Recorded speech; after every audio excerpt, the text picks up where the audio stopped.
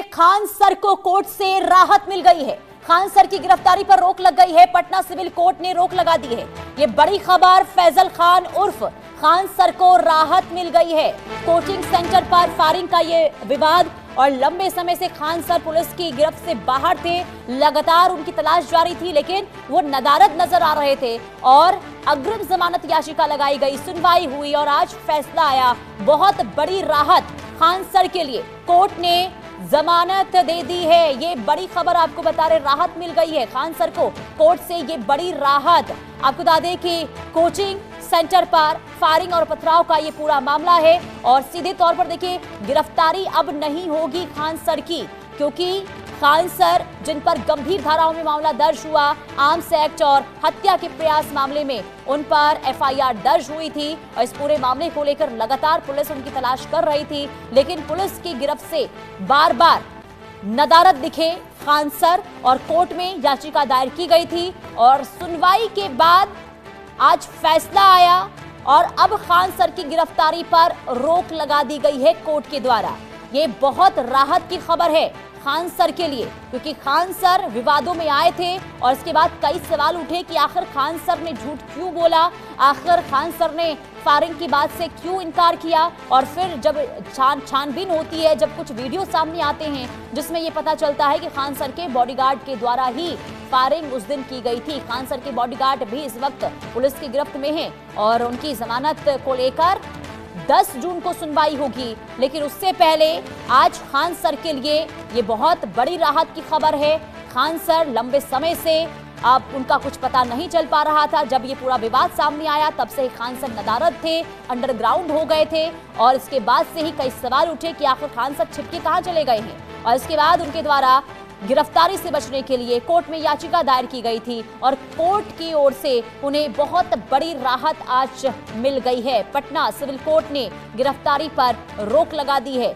कुल मिलाकर खान सर अब आगे क्या कदम उठाते हैं ये भी देखना काफी अहम जरूर हो जाएगा। कानूनी कार्रवाई क्या आगे होती है, क्योंकि खान सर से हो सकता है कि पूछताछ भी हो। हालांकि गिरफ्तारी पर रोक जरूर लगी है, लेकिन पुलिस आगे पूछताछ खान सर से कर सकती है, ये भी उम्मीद जताई जा रही है, क्योंकि उनके 2 बॉडीगार्ड्स जो इस वक्त पुलिस की गिरफ्त में हैं और उनकी जमानत पर 10 जून को सुनवाई होगी। लेकिन उससे पहले खान सर के लिए आज का दिन राहत भरी खबर लेकर जरूर आया है। खान सर को अब गिरफ्तार नहीं किया जाएगा, उनकी गिरफ्तारी पर रोक लगा दी गई है। ये पूरा विवाद देखिए तब शुरू होता है जब खान सर के कोचिंग सेंटर पर पथराव किया जाता है, फायरिंग की जाती है। हालांकि उस वक्त जब फायरिंग हुई थी, खान सर खुद ये कहते हुए नजर आए कि जब ये फायरिंग हुई थी, गोलीबारी हुई थी, उस वक्त वो वहीं पर मौजूद थे, लेकिन दूसरे दिन वो पलट जाते हैं और फायरिंग की बात से नकारते हुए नजर आए थे और तब से उन पर कई सवाल उठने लगे कि आखिर झूठ क्यों बोला जा रहा है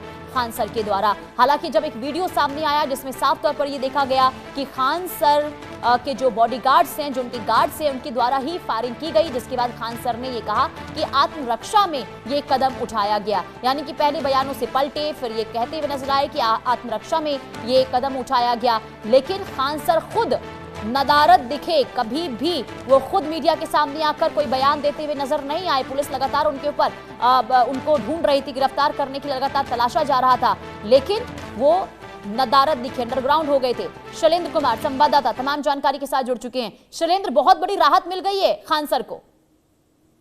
राहत मिल गई है, या यूं कहें कि उनके ऊपर जो आफत थी वो टल गई है। अब साफ तौर पे है कि वो सामने आएंगे, अपनी बात रखेंगे, अपनी बात कहेंगे। और विशेष बात ये है कि उस दिन भी हम लोग चर्चा कर रहे थे और चर्चा में ये है कि जो खान सर के वकीलों की दलील थी कि किसी को गोली लगी नहीं है, किसी को कोई नुकसान नहीं पहुंचा है, और जब हमला हो रहा है तो जाहिर सी बात है जो बॉडीगार्ड्स हैं उनको रखा गया है और वो अपने बचाव में, यानी उन्होंने हवाई फायरिंग की है, किसी को नुकसान नहीं हो, किसी को टारगेट करके फायरिंग नहीं की गई है।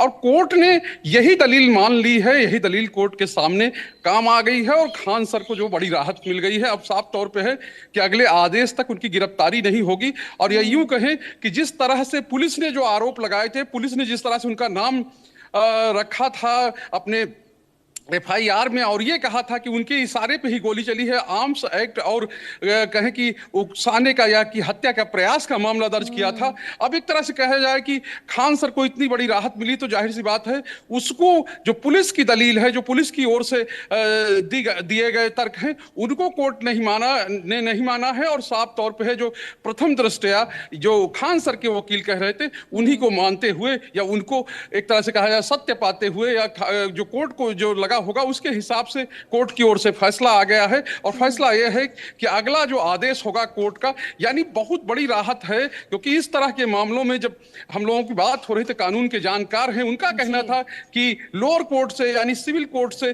शायद इस मामले में राहत नहीं मिले, लेकिन एक बड़ा फैसला और निर्णायक फैसला जो है वो कोर्ट की ओर से दिया गया है।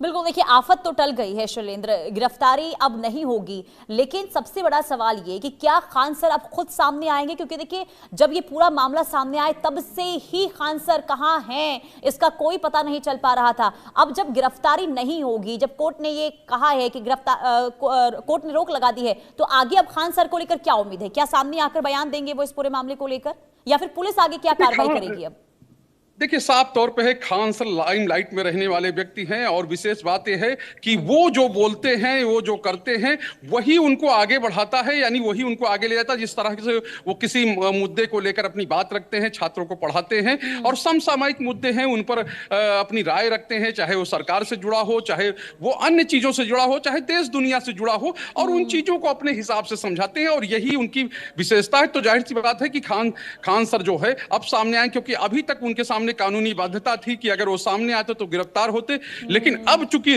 रोक लग गई है तो जाहिर सी बात है वो सामने आएंगे, अपनी बात भी रखेंगे। और विशेष बात यह है कि एक चीज तो है कि जिस तरह से उन्होंने पहले कहा गोली चलाई, गोली सामने वाले ने चलाई और बाद में उससे पलट गए, और फिर उसके बाद जो वो कहने लगे कि नहीं गोली इधर से चली है, यानी कि इस मामले में झोल तो था, लेकिन जिस तरह से पूरा मामला सामने आया और पूरा मामला सामने रखा गया, क्योंकि यह मामला दो कोचिंग के विवाद का है, छात्रों की यानी जो सिपाही भर्ती में 19,838 बहालियां हुई थी उनको अपनी तरफ करने का है, क्योंकि वो मामला बिल्कुल अलग है। और इसमें जो मामला दर्ज हुआ था, यानी यहां पर जो कोर्ट के सामने चीज आई थी, कोर्ट के सामने यही आया था कि खान सर ने गोली चलवाई और हत्या के प्रयास का मामला है और आर्म्स एक्ट का मामला है। लेकिन उसमें जो कोर्ट ने उनको बड़ी राहत दी है, साफ तौर पे है अभी कोचिंग विवाद जो है, या कहें कि दो गुरुओं की जो लड़ाई है वो तो चल ही रही है, और जिनके जो कहें कि प्रतिद्वंदी हैं, ज्ञान बिंदु कोचिंग के जो संचालक हैं, वो अभी जो है रोशन आनंद उनका नाम है,